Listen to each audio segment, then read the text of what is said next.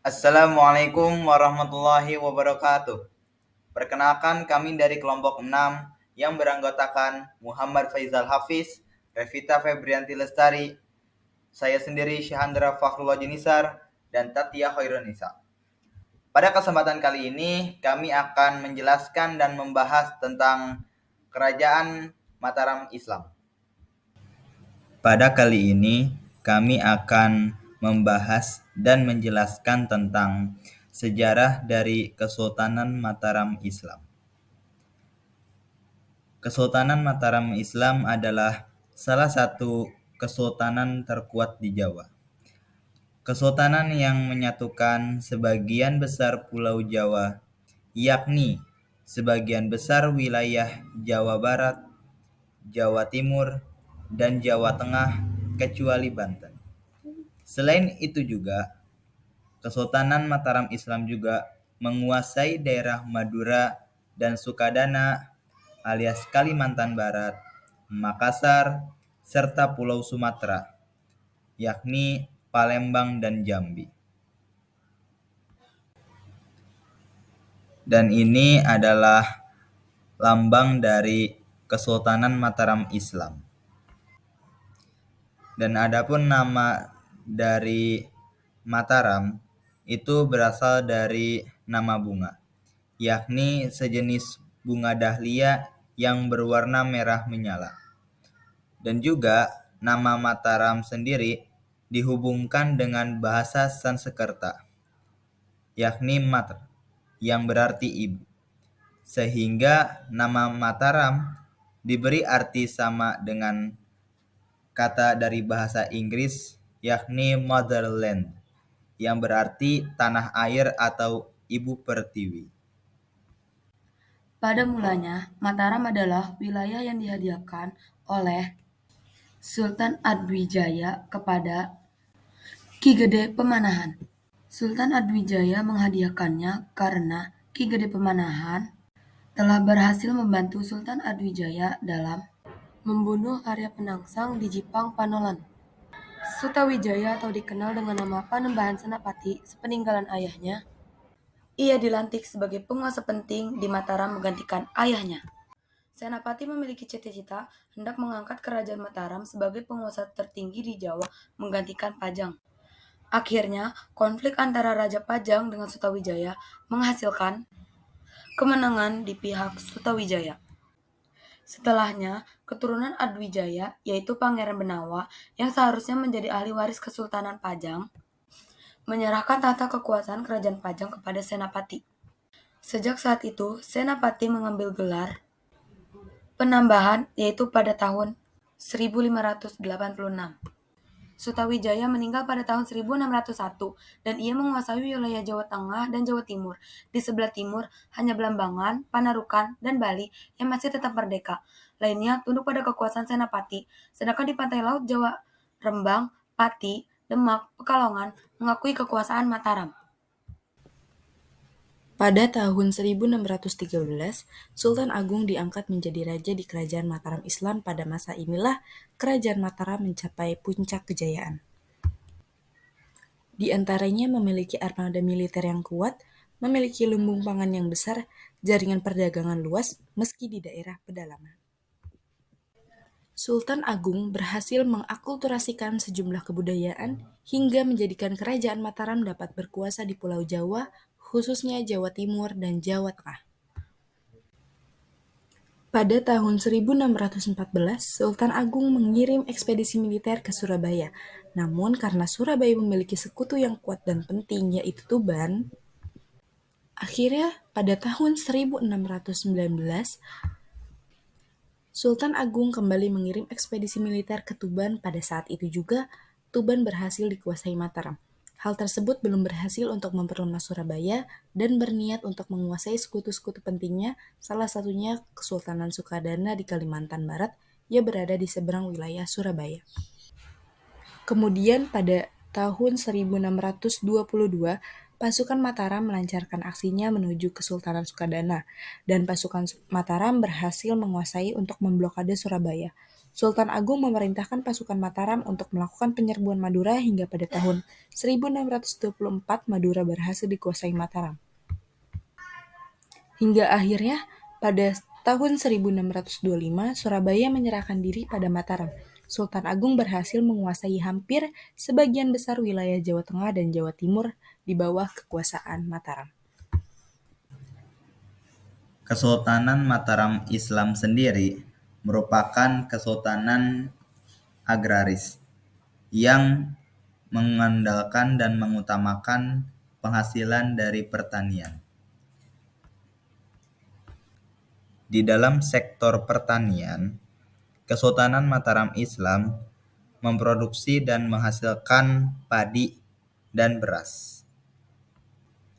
Selain beras, Kesultanan Mataram Islam juga menghasilkan gula kelapa dan gula aren.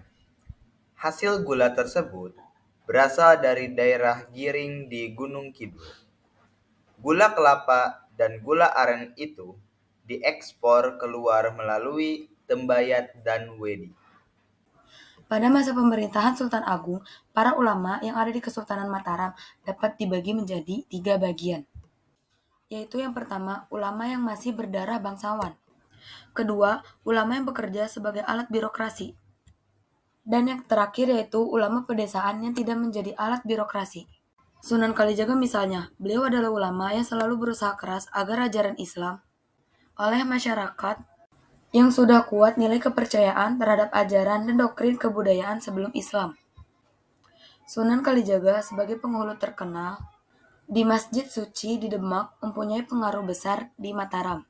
Tidak hanya sebagai pemimpin rohani, beliau juga sebagai pembimbing di bidang politik. Peranan kegiatan di bidang kebudayaan pada masa awal berdirinya Mataram kurang berkembang dikarenakan dua alasan. Pertama, para pendiri Mataram belum punya waktu untuk memikirkan hal-hal yang spiritual. Perhatiannya lebih tercurah pada soal-soal pembukaan dan pemanfaatan sumber daya alam demi kemajuan ekonomi dan strategi pertahanan. Kedua, penanaman kekuasaan politik ternyata hanya dapat dilakukan dengan kekuatan senjata. Ada beberapa upaya Sultan Agung dalam menyebarkan agama Islam melalui kebudayaannya. Yang pertama ada grebek. Grebek adalah prosesi adat sebagai simbol kedermawanan Sultan kepada rakyatnya. Grebek dibagi menjadi 3. Yang pertama ada grebek Syawal. Diadakan pada 1 Syawal atau Idul Fitri untuk menghormati bulan suci Ramadan dan malam Lailatul Qadar. Yang kedua ada grebek besar. Diadakan pada 10 Zulhijjah untuk merayakan Idul Adha atau hari kurban. Dan yang terakhir ada grebek Maulud. Diadakan pada 12 Rabiul Awal atau Maulud untuk memperingati hari kelahiran Nabi Muhammad. Kemudian ada gamelan sekaten. Gamelan sekaten hanya dibunyikan pada grebek Maulud atas kehendak Sultan Agung dipukul di halaman masjid besar. Dan yang terakhir ada kalender Jawa. Kalender Jawa diciptakan pertama kali oleh Sultan Agung pada 1633. Kalender Jawa adalah hasil perpaduan antara penanggalan Saka dari India yang sebelumnya digunakan masyarakat Mataram dengan kalender Hijriah atau Islam. Dalam kalender Jawa ada 7 hari. Yang pertama Radite, Ngahat, Minggu yang melambangkan meneng atau diam. Yang kedua ada Soma, Senin, Senin melambangkan maju. Yang ketiga ada Hanggara, Selasa, Selasa yang melambangkan mundur. Yang keempat ada Buddha, Rebo, Rabu yang melambangkan mangiwa atau ke kiri. Dan yang kelima ada Respati, Kemis, Kamis yaitu melambangkan manengan atau ke kanan. Yang keenam ada Sukra, Jemuah, Jumat yang melambangkan munggah atau ke atas. Dan yang terakhir ada Tumpak, Setu, Sabtu yang melambangkan tumurun atau turun. Kemudian ada hari-hari pasaran yang merupakan posisi patrap atau sikap dari bulan sebagai berikut. Yang pertama ada Kliwon Kasih yang melambangkan berdiri. Yang kedua ada Legi Manis yang melambangkan berbalik arah ke belakang. Yang ketiga ada Pahing Jenar yang melambangkan menghadap. Yang keempat ada Pon Palguna yang melambangkan tidur. Dan yang terakhir ada Wage yang melambangkan duduk. Setelah Sultan Agung wafat, Mataram kemudian diperintah oleh raja yang pro dengan Company, yaitu Susuhunan Amangkurat I. Ia memerintah pada tahun 1645 sampai 1677. Sebagai penguasa Mataram yang baru, Sultan Amangkurat I membuat kebijakan-kebijakan yang kontroversial. Pertama, tidak lagi menghargai para ulama, bahkan berusaha untuk menyingkirkannya. Pada masanya, ribuan ulama syahid dibunuh Sultan Amangkurat I. Kedua, menghapus lembaga-lembaga agama yang ada di Kesultanan, seperti menghapus mahkamah syariah yang telah dibentuk oleh ayahnya. Ketiga, membatasi perkembangan Islam dan melarang kehidupan agama mencampuri masalah kesultanan. Keempat, membangun kerjasama dengan penjajah Belanda yang menjadi musuh bebuyutan ayahnya. Cara Amangkurat I dalam memerintah yang tidak memperhatikan nilai-nilai kearifan telah mendatangkan kemarahan masyarakat. Dalam kondisi seperti ini, Raden Kajoran, seorang ulama bangsawan yang hidup dalam pedesaan, melakukan perlawanan. Ia menyusun kekuatan dari para santri dan rakyat pedesaan. Raden Kajoran mendapat dukungan dari Raden Anom, anak Sultan Amangkurat I, dan Trunojoyo bangsawan dari Madura. Namun perkembangan selanjutnya, Adipati Anom melakukan pengkhianatan. Pada tahun 1677, aliansi Raden Kajoran berhasil mengepung pusat pemerintahan Amangkurat I di Pleret. Sedangkan Amangkurat I dan anaknya berhasil melarikan diri ke Batavia dan meminta bantuan kepada Belanda. Dalam perjalanan menuju Batavia, Amangkurat I jatuh sakit dan meninggal. Sebelum Amangkurat I wafat, ia sudah menetapkan Adipati Anom sebagai Sultan Mataram yang baru. Setelah dilantik, Adipati Anom diberi gelar Sultan Amangkurat II. Ia segera melanjutkan kerjasamanya dengan Belanda untuk merebut kembali tahta Mataram.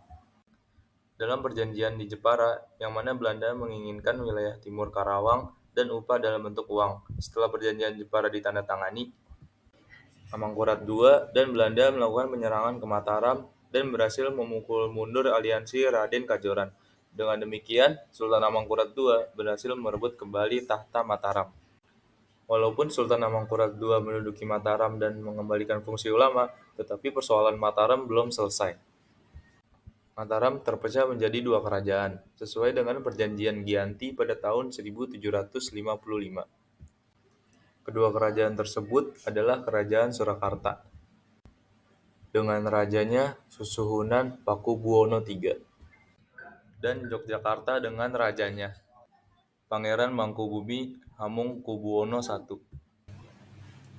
Adapun peninggalan-peninggalan dari Kesultanan Mataram Islam, yakni yang pertama adalah Keraton Kasunanan Surakarta dan Keraton Kasunanan Yogyakarta.